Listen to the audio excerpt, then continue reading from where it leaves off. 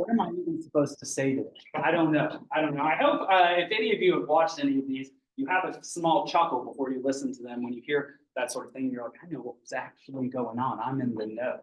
All right, so today we're going to talk about 4 or 5 extremely key episodes in part 2 of Don Quixote. Extremely key episodes that are going to help you very much parse out, if you do the work, because I'm not going to do this all for you because it's very complicated and admitting of many interpretations. You're going to parse out the relationship between delusion, falsity, dream, lying, error.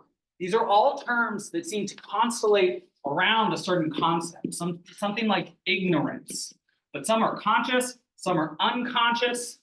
Some have to do with mental incapacity, some have to do with neurodegeneration, some have to do with actively lying to oneself rather than seeing the truth.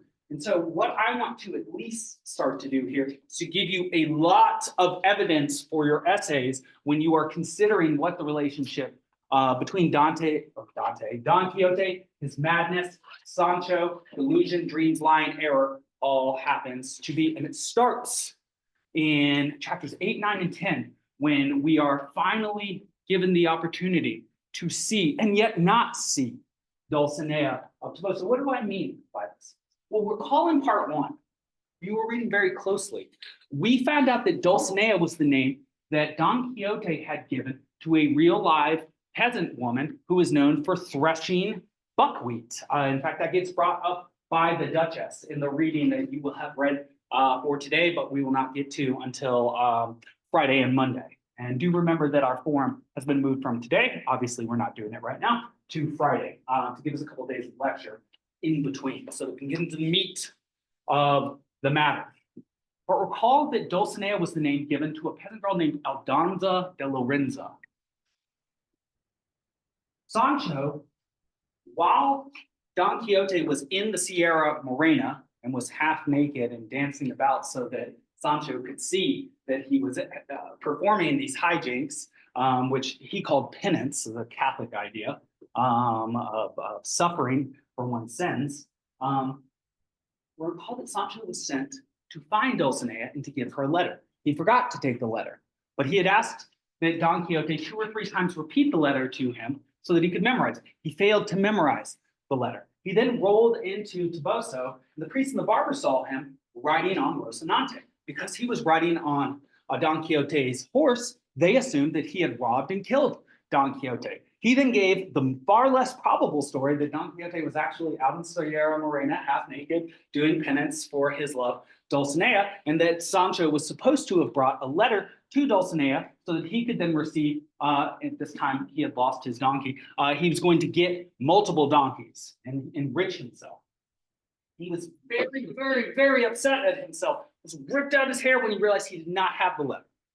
But all that goes to say is that during this time, we were under the impression as readers that Dulcinea was the name of Aldonza Lorenzo, who was a real peasant girl, who had a real body within the narrative and was just seen in a sort of enchanted way by Don Quixote. But an important detail, Sancho does not see her when he goes back to Toboso.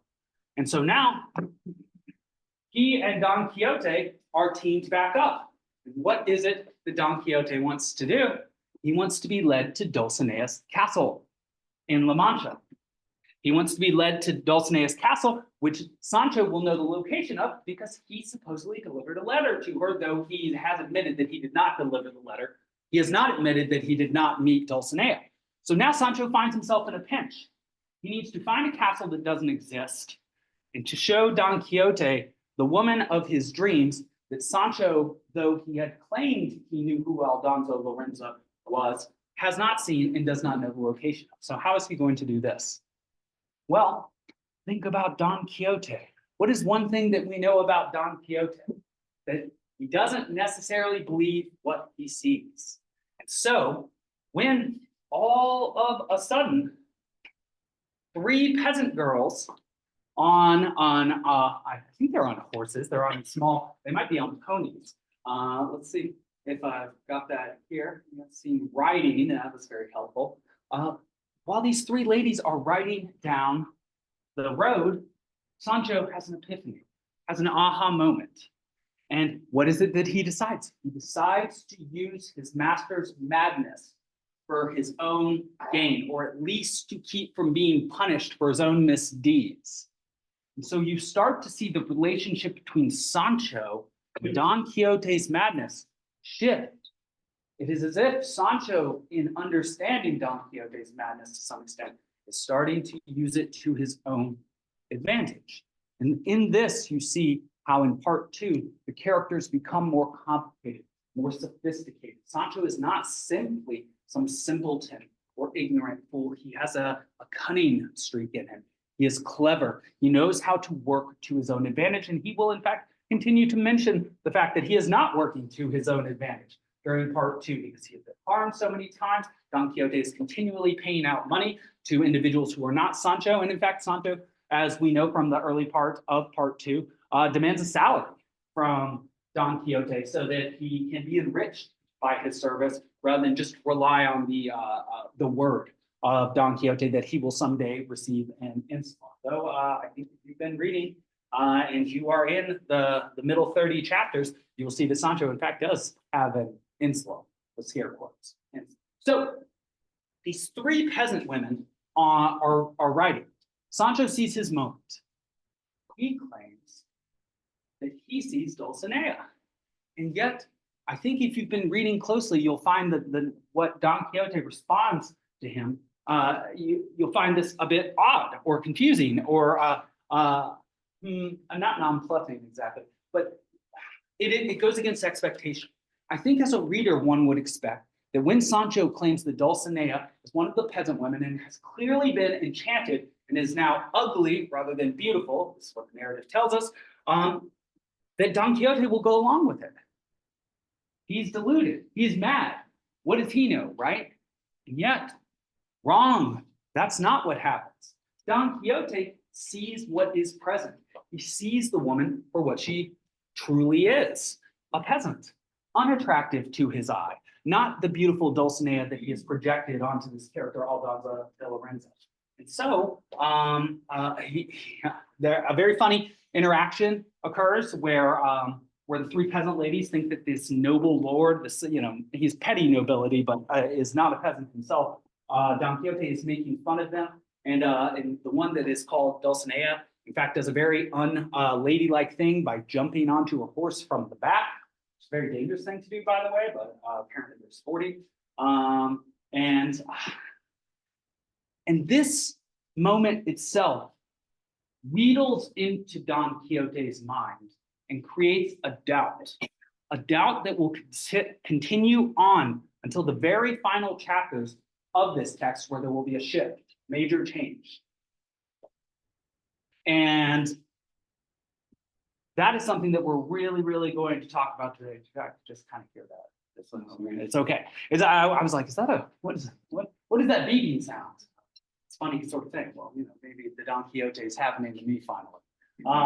Though I think we will find a character sort of similar to that. Sancho Carrasco has some similarity. So what has happened?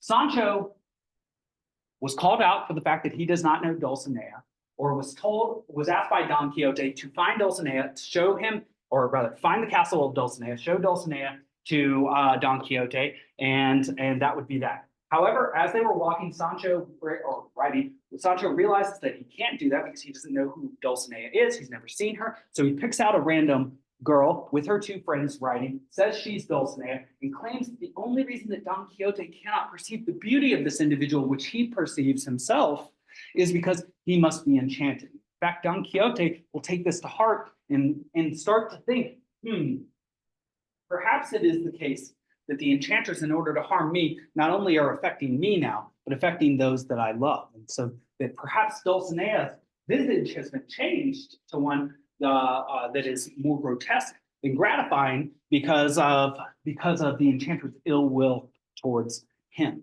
And so this will continue to, I wouldn't say spiral out of control, but this theme will develop quite a bit, to the point where in chapter 33, we will hear Sancho say, I think that my master is not a liar, but is crazy.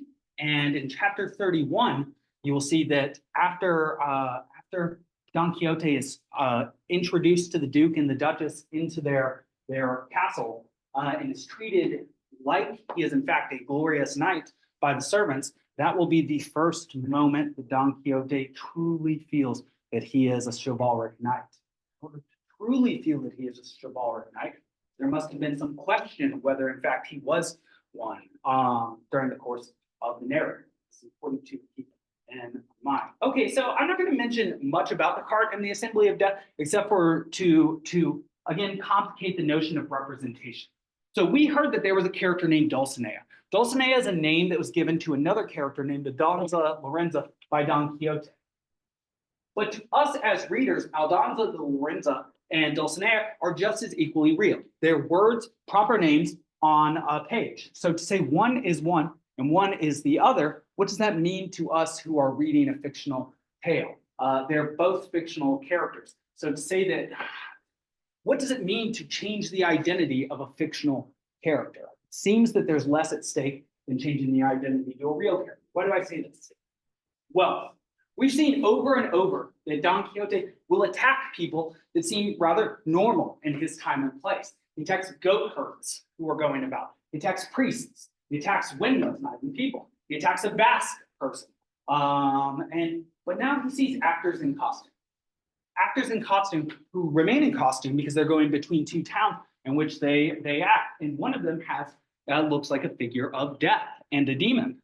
And so all of these characters actually appear in the manner that you would expect Don Quixote has seen the goat herds and the Basque and those whom he has fought against in the past. And yet, when they explain to Don Quixote that they are actors who take on the visage of different individuals, but do not in fact become these individuals, Don Quixote accepts their rationale and does not attack them.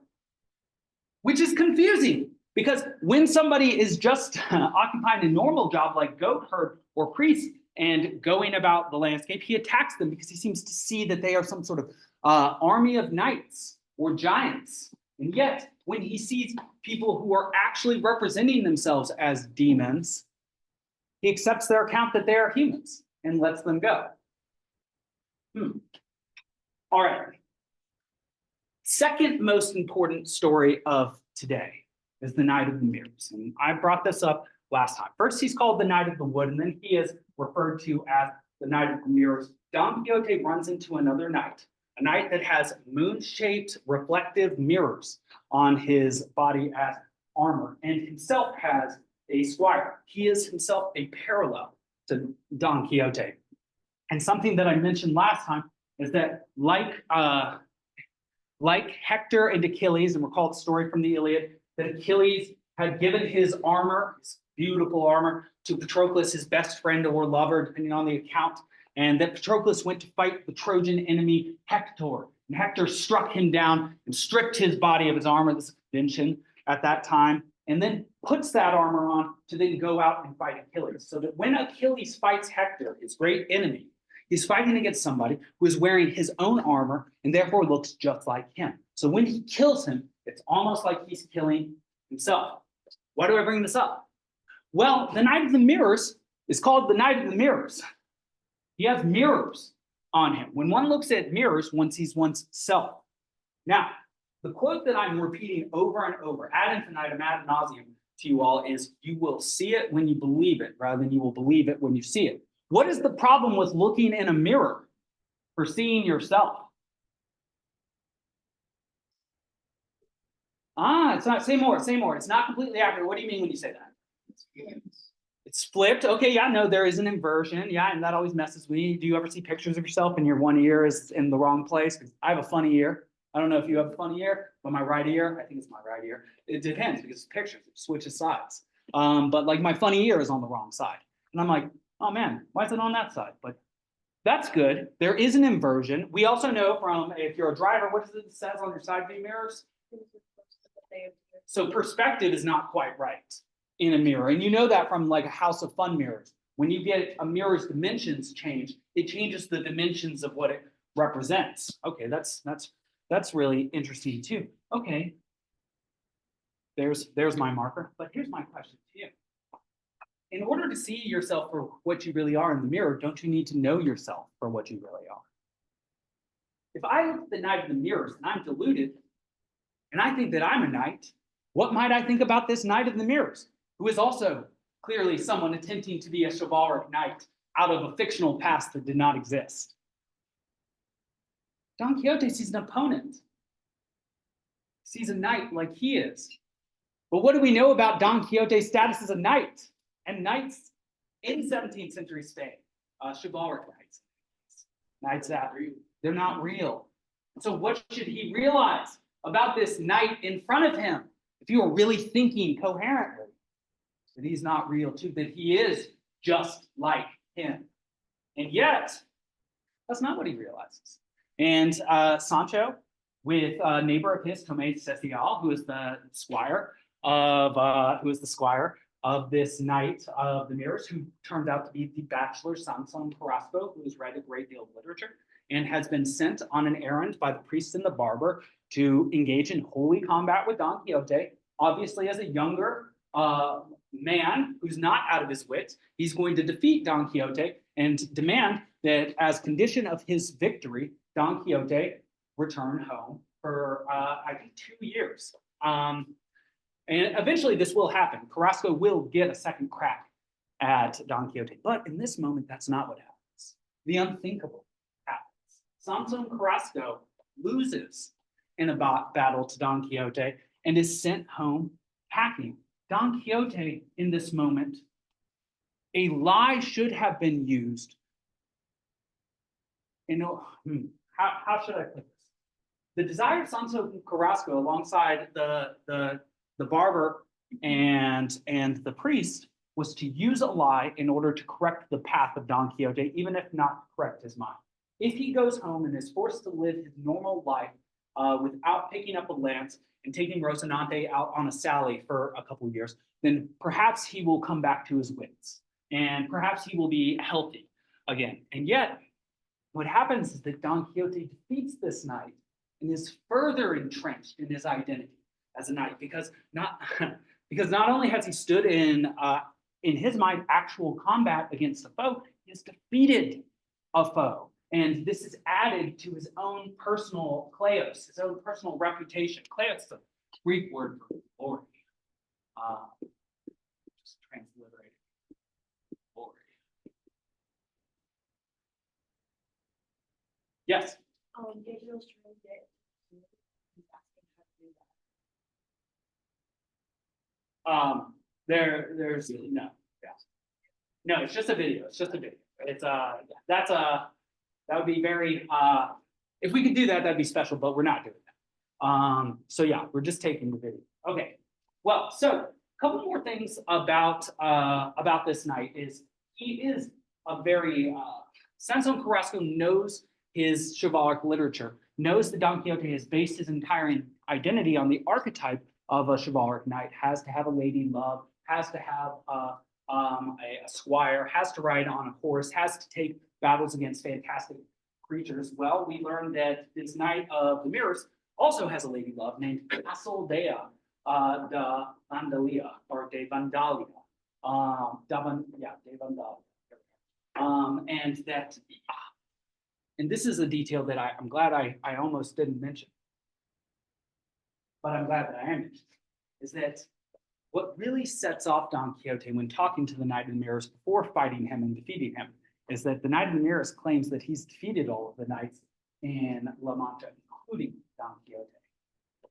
Which is an interesting claim to make, because A, Don Quixote is not a knight at all, if we really think about the nature of Quijada, or Quijana, the character that is playing Don Quixote. But B, we also know that he has not, in fact, engaged in combat with this Knight of the Mirrors. So there's an extra layer of fictionality that is overlaid on the fiction.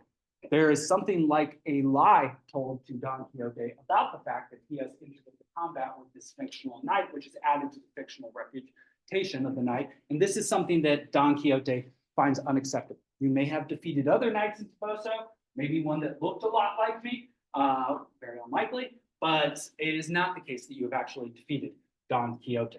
Well, Don Quixote does straighten that out. Let's see if he can become even farther entrenched in his identity. So we move past the episode with the Knight of the Mirrors. Recall that Don Quixote's name has changed not once, but twice. He was originally some sort of Quijada character or Quijano, we aren't sure from the beginning of the narrative. And then he dubbed himself Don Quixote, but remember, he was dubbed himself by Sancho a different name after he lost part of his ear and several of his teeth. He started being called the Knight of, who recalls? The Knight of the Sorrowful Face, which is an excellent name. In fact, when we meet the Duke and the Duchess, who will have read the first part, they will still think that his name, that he goes by the Knight of the Sorrowful Face. And yet, something interesting happens. On the way to wherever it is Don Quixote is going, Saragossa in this case, I suppose, he's going to the jousts. Supposedly, he runs into a cart with a lion tamer who has 2 lions that are on their way to the king. So this is again another civic authority, a moment where the crown and the authority of the crown is potentially going to be subverted by this madman. Remember that the scene or the episode of the galley slaves was another instance of this. These were prisoners that were being taken by the king to prison for the things that they'd done, incest, theft, etc. And Don Quixote freed them as if they had been unjustly imprisoned. Well, now we see that the king is going to have some sort of games or festival, has 2 lions coming, and Don Quixote stands in their way. Why does he stand in their way? Well, perhaps fluffed up by the fact that he's just had a major victory in his mind. He now must test his mettle against the lion, and not the female lion, but the larger male lion. And so he requests, demands even, that the lion tamer open the cage and let the lion out. The lion tamer does this. He opens the cage, but the lion doesn't come out. So Don Quixote says, go get the lion out. The lion tamer says, I'm not going to go rile the lion up. He's likely to eat me, attack me if I do that. So you just remember the rules of combat. You, as a noble knight, have initiated the combat, have given the challenge. The lion is terrified of you and has declined to fight against you. Therefore, you are the victor and have defeated the lion. And because of this great victory, Sancho starts to call Don Quixote what? Much, much cooler name than the Knight of the Sorrowful Face. The Knight of the Lions. Knight of the Lions. And so when he meets the Duke and the Duchess, who have not read what's happened in part 2, because they've only read part 1, then Sancho will have to tell them, he's not actually called the Knight of the Sorrowful Face anymore, he's called the Knight of the Lions. But I bring this up to you just to show that this fictional character, who is called perhaps Quijada or Quijano, who then called himself Don Quixote, who then was given a name by Sancho, Knight of the Sorrowful Face, which was supposed to be descriptive of his grotesque face because of its decreasing attractiveness as he lost parts of it. He's now given yet another name based on deeds, and this time more valorous deeds rather than his grotesque disfiguration.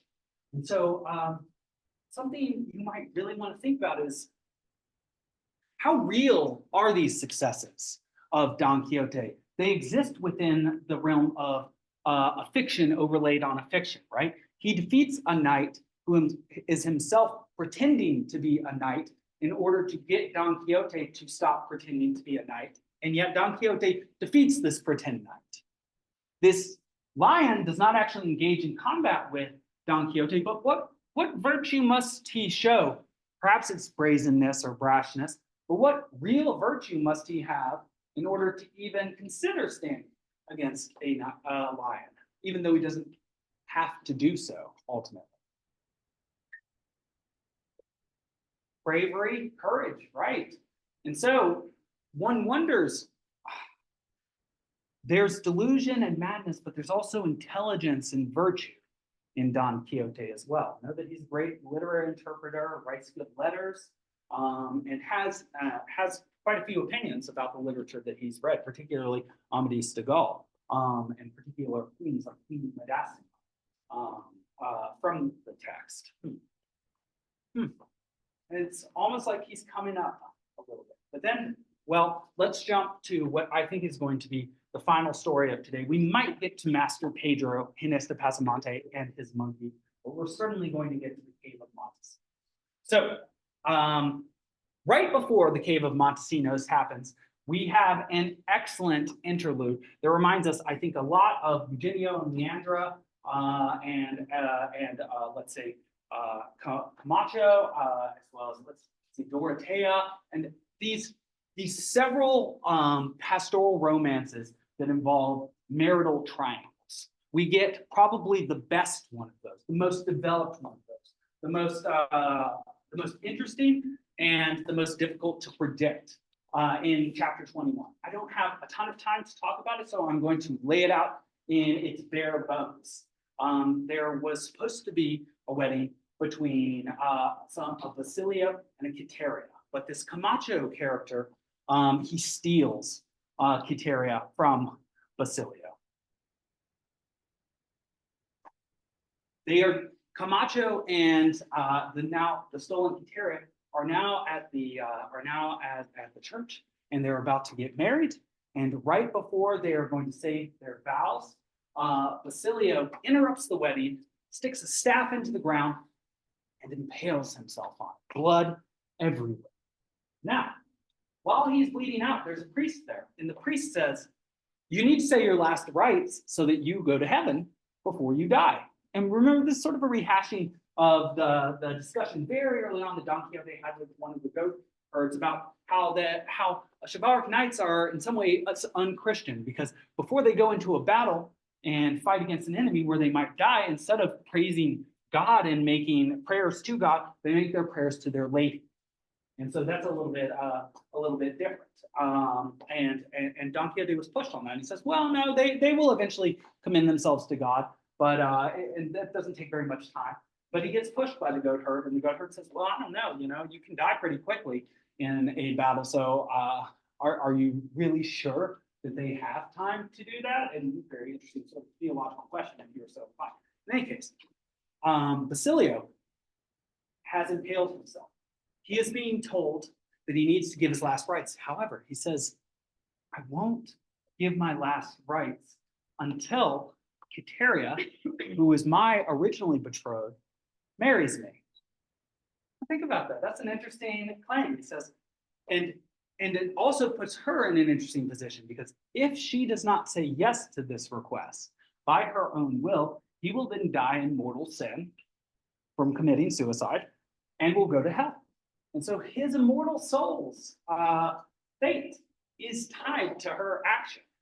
And so he says, please marry me right before I die. Camacho, I don't think will mind the fact that you were married for about 5 minutes before you got married to him. Don Quixote champions Basilio's claim as well. And then Quiteria eventually agrees. She's silent at first. She's pale. This is a scary moment. Blood everywhere. Dead former lover. She says the vows. Basilio then jumps up. He's okay. He's had a sack full of red that looks like blood that he impaled. He was not hurt at all. And because of the nature of the vow that they told to each other, they're now married. Quiteria is not upset with this.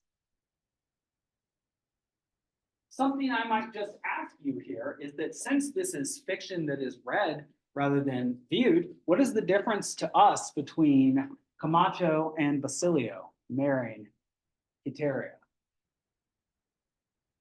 Isn't it still just one male character rather than another male character marrying a female character? And so I guess my question is here is, how do you understand the degree or the level of the fictionality in the text? Is it because of the complicated nature of the fiction that this is superior fiction to a simpler tale, like one of the tales that we heard earlier, like Eugenio and Leandra?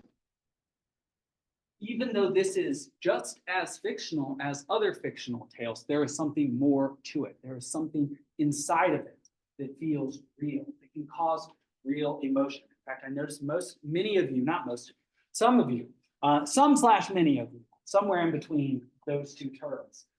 Several of you had a wry grin when you heard about this. And so there's something in there that is real and yet all the trappings of that which is real are false. And so, in any case, let's talk about the Cave of Montesinos. A young humanist, a young publisher who wants to write a Spanish version of Ovid, who was a Roman author who was actually exiled from Rome by Augustus Caesar, possibly through sleeping with Augustus Caesar's daughter, though that's unconfirmed, like so many ancient details and myths. Ovid wrote a work called the Metamorphoses, and this young humanist wants to himself write a Spanish version of the Metamorphoses. And so he takes Don Quixote alongside Sancho to a place called the Cave of Montesinos. Caves are rather magical places in literature. There is, of course, Plato's cave, which is itself an allegory for levels of intellection and knowledge of truth. There are some people who just see shadows on the wall, some people who cast the shadows on the wall, and some people who go up a tunnel and see the light and come back into the cave. Of course, there's also the very famous Cave of Despair in Edmund Spenser's work, The Fairy Queen, where very interestingly, a figure called Error is found. And from your own personal reading, and perhaps watching, you know of something like a Cave of Wonders from the story of Aladdin, of Aladdin, made famous by Disney about 20 and 25 years ago. Don Quixote wants to go into this cave. Sancho demurs and thinks that it will be dangerous. Don Quixote insists that they take a long rope, tie it around him, and lower him into this cave. Sancho thinks this is very dangerous and foolhardy, and yet Don Quixote moves forward with it. Later, when they try to pull Don Quixote up, at first there's no slack in the rope. Sancho is very nervous, and but eventually they feel tightness, and they pull him out. And Don Quixote comes out of the cave with his eyes still closed. His eyes are closed for some reason. And herein lies the difference in perspective, which helps us with our perspectivism here. Don Quixote thinks that he has been in the cave for 3 days, or multiple days. Sancho, having been outside of the cave, in light, not disoriented, generally not out of his wits, though sometimes called a simpleton or ignorant, though not as ignorant as we may have been led to believe, says that actually Don Quixote has only been inside of this cave for 30 minutes to an hour. A little bit of difference in the passage of time. And Don Quixote, even more strangely, comes out saying that he has seen a host of things. He met Merlin. He saw Guinevere. He even saw Dulcinea of Toboso down in the Cave of Montesinos, and finds out that her appearance has been changed because of enchanters. And just a very odd detail to add to the weirdness of this tale is that she then asks him for a loan of money. 6 reales, but he doesn't have 6 reales, he only has 4, so he gives her 4, which is I think a very funny moment, because something that is asked to Don Quixote after he returns from the Cave of Montesinos is about real details of being in a visionary place. Do enchanted individuals sleep? No, we hear, though he came up with his eyes closed. Do they eat? No. Do they drink? No, but apparently they have money. That seems like a far less fundamental need. And yet that is what is said. So let's see. He says he saw Montesinos, who of course talked to him, showed him Dulcinea next to Queen Guinevere. Guinevere was, of course, the queen who was wife to King Arthur and lover of Lancelot du Lac, the French knight from Brittany, as it were. And Don Quixote says that Dulcinea flees from him, but requests 6 reales, but he only gives 4. Sancho, and this is an essential point, does not believe this story. He straight up doesn't believe it, and he says, I do not believe this story. I was up here for 30 minutes. You were just down there. But when he is later pushed by the Duchess, do you think that Don Quixote, your master, was lying to you? He says, no. I don't think he was lying, but I don't think he was telling the truth. What lies in between telling the truth and telling a lie? What can you do without telling the truth or telling a lie? Yes? You can tell what you believe Even if it did or did not happen, but you still. That's a good way of putting it. You can tell what you believe, even if it did or did not happen. But if you tell what you believe and it did not happen, what are you telling to somebody? What is the term that we apply to that? If I say it's night, but it's day, I've committed an You think it's. not a fib, but if I think it's night, but it's actually day, and I say it's night, I'm not lying, but I am Giving out false information. committing and that's a very sophisticated word for what I'm looking for. Error. Making an error. Interesting. And so between lying and truth is error. You can make errors without intending to make errors. This is what I'm constantly telling you not to do when you write or do your math or do your programming if you're a computer scientist. So a few of you are computer scientists, right? Like, you don't get the semicolon. And then your application never will work. In any case, Sancho shows here a continuing divergence of his perspective from Don Quixote's. Don Quixote is becoming farther and farther entrenched in his chivalric identity. He is now entered into combat against a knight. He has now defeated a lion and taken on a new name of lion, and now has witnessed a vision where his enchanted lady has been told to him by Montesinos that she is in fact enchanted, and he must do something. He must do something in order to get her unenchanted, which we will soon learn. The Duke and the Duchess will come up with a very, very, very funny potion, as it were, that must be drunk by Sancho in order for Dulcinea to change back from what she was into what she is. That the conceit will be that Sancho has to receive something like 3,000 lashes for her to morph back. And so, good for Sancho. But remember that he was the one that in the first place identified Dulcinea as being one of these peasant girls who obviously was not changed by enchantment. And so his 3,000 lashes would be, he would receive them as punishment for lying to Don Quixote rather than as penance to restore Dulcinea to her original looks. Right. All right. Let's see. Okay. I'm only going to mention this once more because it's thematically important to what we've talked about today. So I've talked about layers of fictionality and what is the importance of a character in a fictional tale that we can't see taking on a disguise. So for example, we hear that Tome Cecial, the neighbor of Sancho, who is also the squire to the Knight of the Wood or the Knight of the Mirrors, had an interesting prosthetic on his face. Do any of you recall which prosthetic? He had a large nose on his face. It is apparently such a scary nose that it makes Sancho climb up a tree rather than fight against him. Interesting thing to include, right? Because what is the point of Tome Cecial having a large nose that we don't hear about till much later on in the description about him, when we don't even know what he looks like in the first place? What is the point of a character within a fiction that we haven't met being disguised? How do we know the difference between a character in their regular outfit or in disguise? How do we know the difference between an actor in his getup or their getup or her getup and the actor as he, she, or they is or are? Why would they see it? And well, in a fiction, in a narrative story like this, yes, to some extent, I guess we have to take the narrator at his word, and yet this has been subverted so many different times. There is a narrator, but the narrator is himself receiving a translated true history from Cid Hamete Benengeli. So there's not only is there the original historian, but there's the translator too. We don't give a lot of, we don't think a lot about the process of translation from Arabic to Spanish in the course of this text, but that is yet another mirror, another lens, another layer of interpretation that is overlaid on our perspective, which is itself generated by the words alone.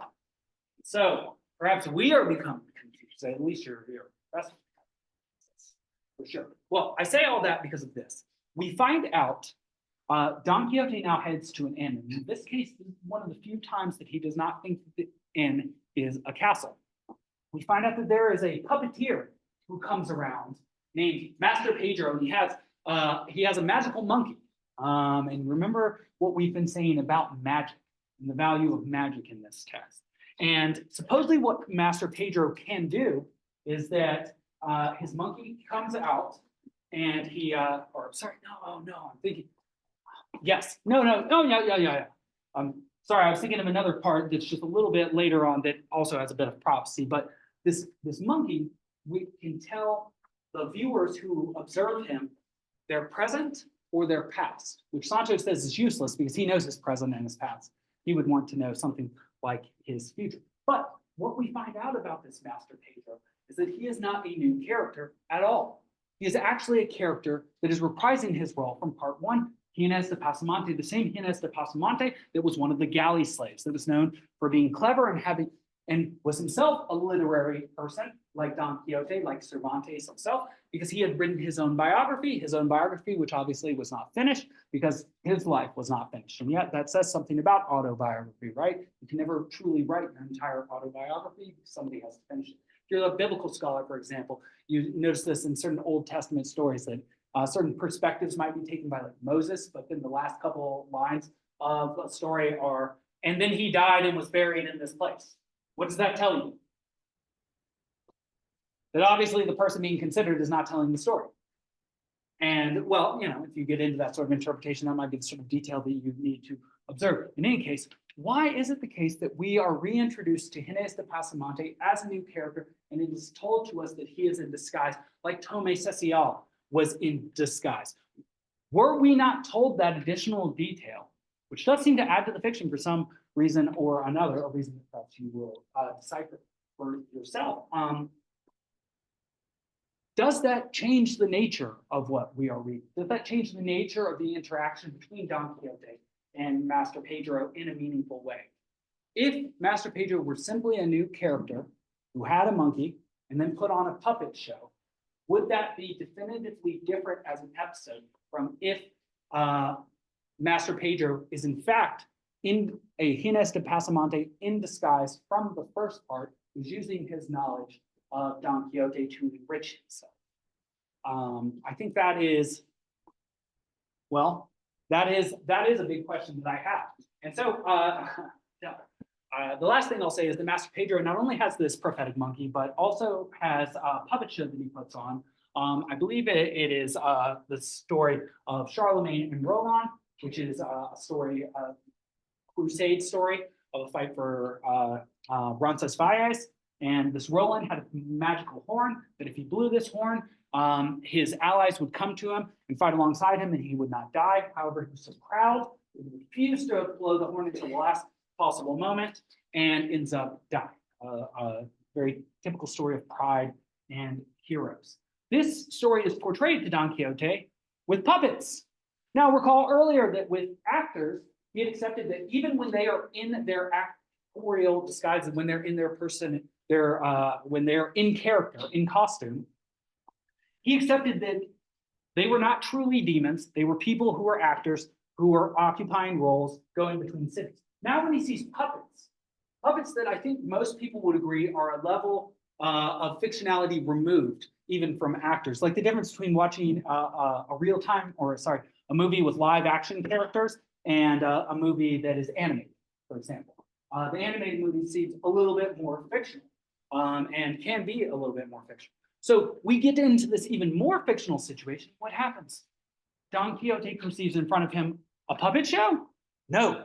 He sees in front of him a battle between Moors and Christians. And even though he wants to be on the side of the Christians, we all know just how skilled Don Quixote is at making a fine point. We know that he, he takes the hammer to the china shop, is the proverb, as it were. Even though he has the best of intentions to help the puppets who are Christian, he ends up striking and harming many of them. And then we end up having a list where Master Pedro actually tells how much each of the puppets costs, and Don Quixote ends up paying out as many reales as are necessary in order to restore to Master Pedro that which he has lost. And so I include all of these details from chapters 8 to 27 today to confuse you to some extent and to ask you to really think about the nature of fiction. What is the nature of disguise in articulate fiction? What is the nature of changing identities in fiction? What is the nature of including lies and deception and delusion and the concept of madness within fiction? Does this genre help us to understand these concepts by laying out how complicated they can be, or does it just confuse us? And is this something this genre is trying to do to help us, to educate us? That something about fiction, like again, the image of the class, the Hall of Mirrors, something about fiction distorts and represents. Is this text trying to hip us to, enlighten us to how text can distort our perceptions of reality? All right, that's all that I have planned for the actual lecture.